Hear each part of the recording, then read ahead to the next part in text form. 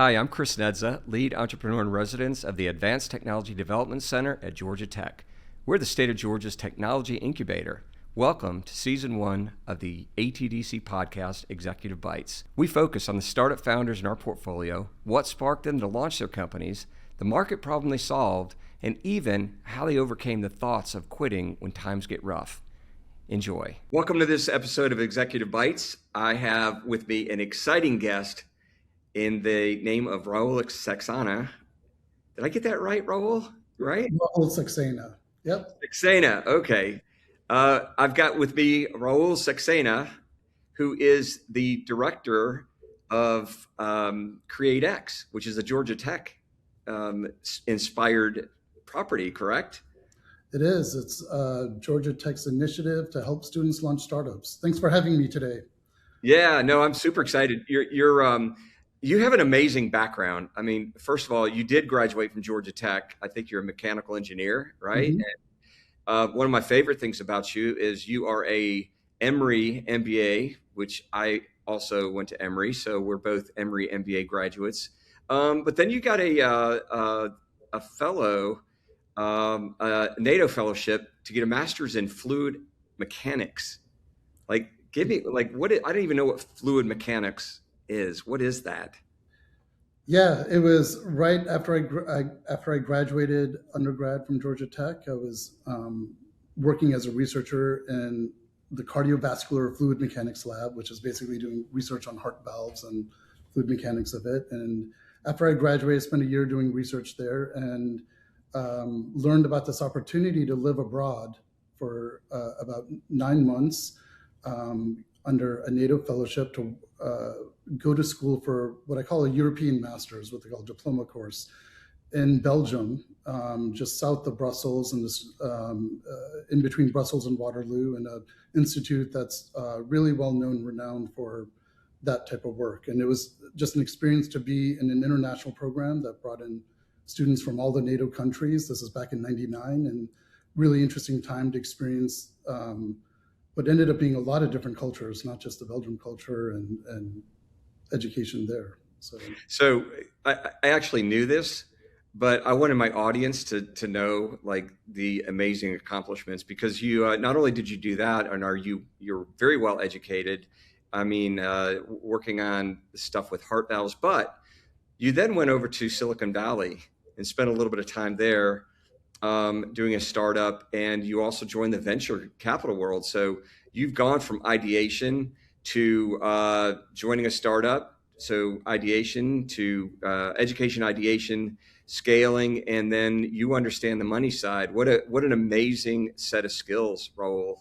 And now you're at CreateX, and I have to say what the commercialization group of Georgia Tech is doing is unbelievable. I mean, this place is exploding, and you're right at the epicenter.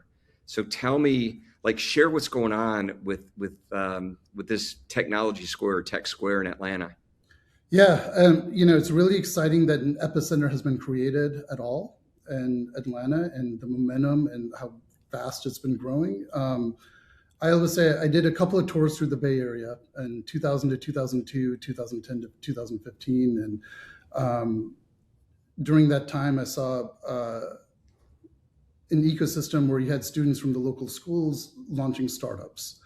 And, historically, I always say this to people, anyone who's an alumni from Georgia Tech from over 10 years ago that hasn't been in touch with what's been going on, if you put entrepreneurship and Georgia Tech together, they would probably laugh. Right. It wasn't really there. And what's been exciting to see over the last 10 years is how rapidly Georgia Tech has become a destination point for entrepreneurship, where now schools around the country and around the world are coming to Georgia Tech to learn how we're doing entrepreneurship and how quickly we've grown and changed a culture on campus. But to be that center, you bring up a good point. What's the percentage of students who are coming to Georgia Tech because of entrepreneurship? It's like a crazy number, right? Yeah. So, last year I tout the number 67,000 applicants into Georgia Tech, roughly. 22,000 mentioned entrepreneurship as one of their key interests. And of those, 1,400 enrolled. It is my premise coming into this role and coming from the venture capital and the different experiences I had is, look, you take the top 1% of students in the world and then the most entrepreneurially minded, something good's going to come out of it. Absolutely. Multiple Absolutely. good things. And I think that's what's driving a lot of the stuff. We're in a city that has multiple unicorns, startups, and founders who are in their startups spawning other founders to do their startups. And you're just seeing at this great inflection point in the city where it's really exciting to see. And I hate to name drop, but Chris Klaus has played a pretty close role in helping you. I mean, I don't know anybody that loves students more than that guy. And loves He's such a great model to have, where the students can see, a student who's dropped out of school, not that we're necessarily advocating you need to drop out of school, but someone who, started really early in his student career and built a, multi-billion-dollar company valuation, and basically helped spark the whole cybersecurity industry that's in Atlanta right now. That's made it a leader in that space. And he founded Internet Security Systems. Yeah, that's right. So ISS, I think he had a couple other partners, but Chris is certainly an amazing person. What are some of the things that you guys are doing at CreateX, and what are you doing with this? Because you're the director of CreateX, which is really helping students go from, hey, there's some coursework and let's figure out what to do with entrepreneurship, but then how do we launch? So the way what CreateX, when it was started in 2014, it went with this. The mission is instill entrepreneurial confidence and help students instill entrepreneurial confidence in them and help them launch real startups. I've always said that it's kind of a diverging or a twin mission. If you only focus on entrepreneurial confidence, you might be academic. The outcomes may be more academic and less tangible. If you only focus on launching real startups, you leave behind a large group of students who largely don't identify with being entrepreneurs. And so what we want to do at CreateX is create these pathways where they can do a startup before they graduate. And if it fails, who cares? They're just going to still go down their path. It becomes like an internship. And we say intern for yourself instead of interning for another company, and launch your internship, right? Be your own person, own startup. And this is where we've seen that by creating pathways and making it embedded as part of their graduation, where it's not extra courses you have to take, you can actually incorporate the courses you have to take right now to do a startup or try doing a startup, that students are able to do multiple startups before they graduate. So what kind of programming do you guys offer? So we have an academic side and the accelerator side. We have these three umbrellas: learn, make, launch. And real quick, learn, we have a class called Startup Lab. In that class, we call it a lab because we want students to spend 6 to 8 hours a week outside the classroom talking to customers. So way back in the day, just to set background, right, people said entrepreneurs are born, not made. And we're dispelling that saying. We're saying we can make them.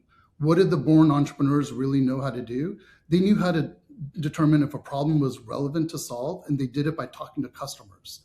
99% of the people still believe that, if I build a solution, they will come, right? And this is students, not even veteran people. I just have to build it and people will come. They'll love my product. And any entrepreneur knows that's not true. And the only way to figure out if people love it is by talking to customers. So in this class, and a lot of our methodology is, how do you define a problem before you even talk about a solution? And so give me an example, if you can. Sure. So I do this example a lot, where I'll tell people, it's like, okay, let's go back in time. Let's say that we live in the world of MP3s and you have to design a CD, and CDs on a computer, and you have to design a portable MP3 player. What are the features that are there? If you ask them, and this is in hindsight, right, they'll say, oh, you have to have battery life, size, it has to look great, all these types of things. And then you say, fine, if you stop right there and you say, those are the specs, and you're going to have the best battery life and best storage and all this stuff, you would have built, the Arcos MP3 player. right? Because that meets all the specs that are there. How do you define a problem that says, why do you listen to music? Right? You listen to music to be in the flow, to be in the zone of things, right? You want to turn it off. Well, if you have 500 songs in an MP3 player and you have to press a button 500 times to get to the song you want to hear, are you going to be in the flow? You don't solve the problem that a player's supposed to start is solving, which is, I want to listen to music to turn my mind off. What iPod figured out, that touchpad system. How do I scroll through 500 songs in half a second and I'm still in the zone? That's the problem to solve. And so the more you can train people to get to that essence of what is the real problem that's going to unlock an opportunity, rather than, oh, my competitors are doing this and I need to outperform them and be cheaper and better. I mean, iPod was none of that stuff. It wasn't cheaper. It had more storage, but it got that one thing that solved the problem better than anyone else. That's A right. wrong example, but I hope. No, that's okay. As you're talking about it, I'm going like, I wonder how many of the students on campus know what an iPod is actually. So I have to find a new example because it's definitely dating out. So for sure, I'm aging out that. No, I'm kidding. Rahul, what gets you fired up? Your eyes get wide when you start talking about this stuff. What gets you fired up about what you're doing? Because, you're in academics, but you're also working in entrepreneurship, but you could be on the Valley making billions, So what keeps you lit and fired up about what's going on? It's amazing. It's so much fun to work with students at this stage who Yeah. they're hungry for it. They're able to put in the work and figure things out. They need some guidance and coaching, to help them along the way, and just helping them understand, giving them that confidence to pursue it.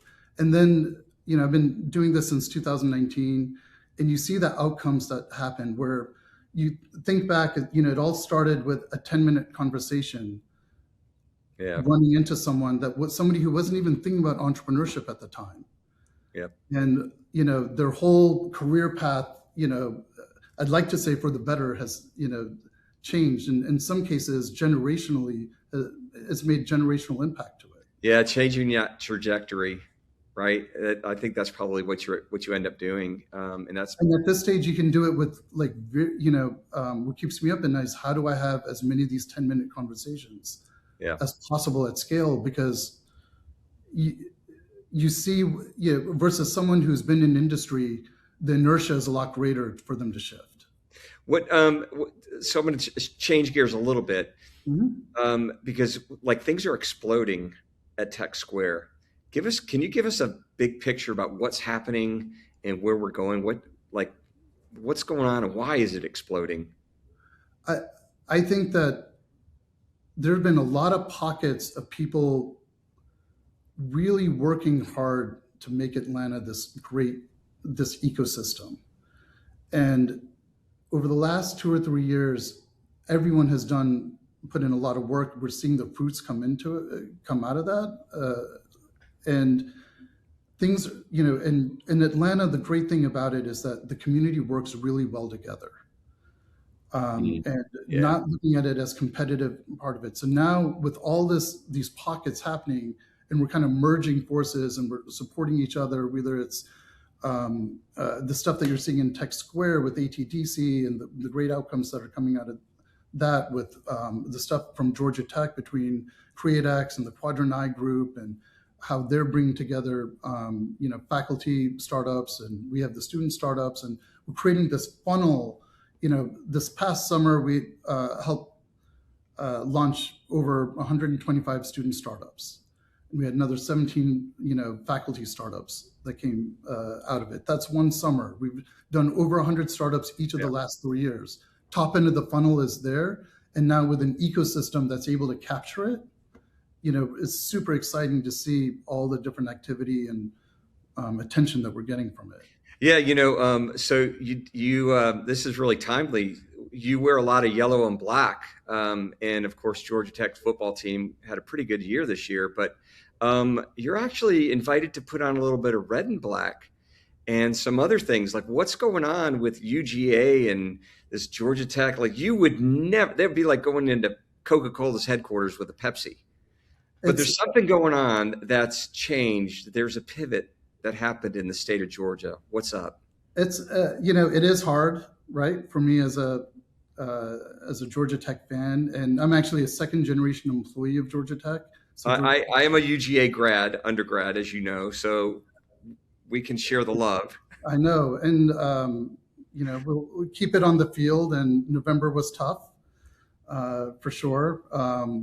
But I think what it is, one, we have a great philanthropic backer with the Marcus Foundation that wants to help bring exposure to students and the value of entrepreneurship and capitalism, if you will. And they believe in that mission of doing it, and we've been great benefactors of what they've done in supporting us. And they help bring UGA together. Over the last few years, there's a lot of programs out there that are doing entrepreneurship on campus. That's nothing new. I think the part that has gotten a lot of people's attention is how we do it at scale, and doing it in a way that has really changed the culture on campus. Where before entrepreneurship was the ugly stepchild, if that, to now it's embedded into curriculum, and everyone is thinking, okay, is there an entrepreneurship story that's there that we should be pursuing? And we believe in the mission, and so what gets me excited about helping, playing our part in helping UGA and even other University System of Georgia schools that have come to attention is the mission. This impact of making Georgia a leading state of innovation, a destination point between Atlanta and Athens and the metro area.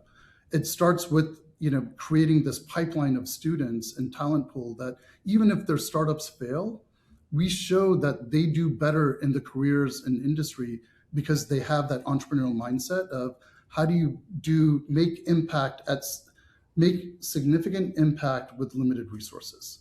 I saw you had demo day, right? Not too long ago, and I saw that our U.S. University System of Georgia, the USG chancellor, who is our former governor, Sonny Perdue, who also was a UGA grad, he was there, and so you see this, this kind of, hey, we are no longer rivals. We go further together and taking best practices, and so you're going to start seeing that across the University System of Georgia, I think, correct? Absolutely, and they've been great supporters. They're working with Costas Spiros from the USG system, who's leading the charge of how to bring CreateX and this entrepreneurship methodology that we have, and see if we can ignite it on the other campuses that may not have some of the resources, and they don't need to reinvent the wheel. There's a lot to do to right. It's at scale, right? Yep. And that's what we're really looking at, is how to deliver this at scale. Yeah, I love it. I mean, I think it's awesome. If you go down to Georgia State, you see what Joy is doing down there with that group. At Georgia State, was a great school. UGA, Kennesaw. I mean, all the schools in the USG. It's amazing. So I love that they're doing that. And this is what it's been great for us to see, because all of those, and Joy Harris was our associate director of Learn. She built our academic side of the program and the teaching, and able to take that at GSU. We have Colin Ake, who's working at Kennesaw University with a lot of those. He came from the Venture Lab and Quadranite Group that was bringing there. And this is why we think, there are things we've learned, and we want to help the other universities. I think the mission is much greater than the school ties in that sense. On the football field, of course. Yeah. Well, Rahul, thank you so much. It's I love what you're doing. Every time I run into you, you're passionate about helping students and go into ideation and to launch, which is experiential learning tied along with academic is really amazing. It shows you the why you're learning these things in the classroom. So thank you for being my guest. Thank you for everything that you're doing to serve our community. And thank you for what you're doing to serve the state. No, thank you. Thanks for having me. great conversation and all the work you're doing to help let others see, what's possible, that, entrepreneurship is accessible and everyone should try it. So Absolutely. you telling these stories.